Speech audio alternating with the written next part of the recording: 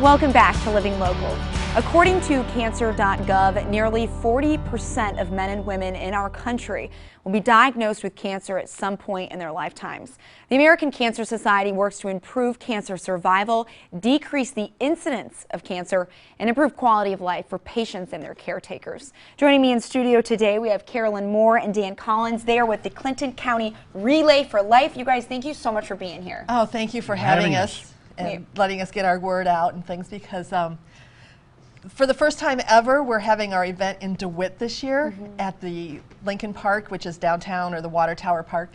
And we are so excited about having this in a new location. Definitely. So, well, DeWitt is an amazing community. We have been out there several times for the show, so that's awesome that you're hosting it there. For those that might not be familiar, what is Relay for Life? Well, Relay started in 1985. Dr.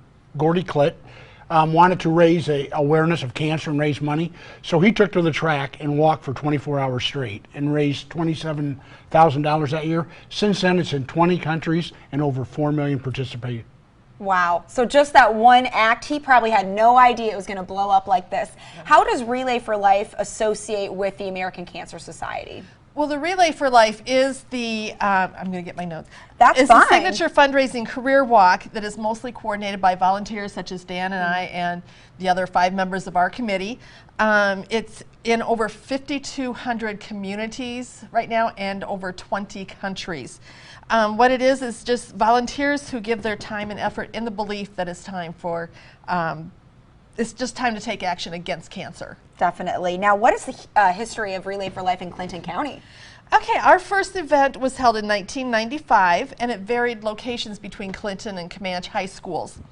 The most teams that we've ever had participating has been 40, and in 1 year, the most that was raised was over $200,000. That's for incredible. 1 year. Wow. 1 year. We started as a 24-hour walk, or race, well, not really a race, but a walk, and we have now downsized it to an evening event. So we just want to focus on celebrating the survivors, the fighters, and celebrating the lives of those that have not survived their bout with cancer. So. Right, and it, you know, and I was researching when we were before the segment, it's just incredible, 40% almost, but I think about 38% of Americans will be diagnosed. So if you don't, someone you love probably will, and so this affects so many people, and that's why research is so incredibly important, to find the causes and the roots and the treatments for these cancers, and of course to improve the quality of life, and as you say, to celebrate the survivors who have gone through this. So walk me through, no pun intended, what Relay for Life looks like the day of the event. Okay, well, last year we changed it up to make it more of a celebration, to remember those that we have lost and memorialize them, and celebrate those that have beaten cancer, and made an educational part of this to where people can go to get help through their diagnosis. So this year we were having it out in DeWitt. There'll be kids games for kids of all ages. There will be a survivors dinner. Last year we started a balloon release, which is basically we want the people that we have lost to cancer to know that, you know, the fight's still going on to eradicate this disease. And then of course we have our luminary walk, which ends tonight, which you can purchase a luminary, write a message on to someone you've lost or even a survivor that you want to honor. When I learned about the Luminaria type of event that you guys do that was tacked on to Relay for Life, I thought that was just such a beautiful addition. You know, if you don't do anything, if you don't come out for anything else, if you come out for the luminary ceremony, just the fact of having the bags like what I've got here spread out and lit up, and a voice in the background reading the names on those bags, it is such an emotional thing, you know. Very powerful experience. It is. Yes, experience. Yes, yes. How can people get registered for this event?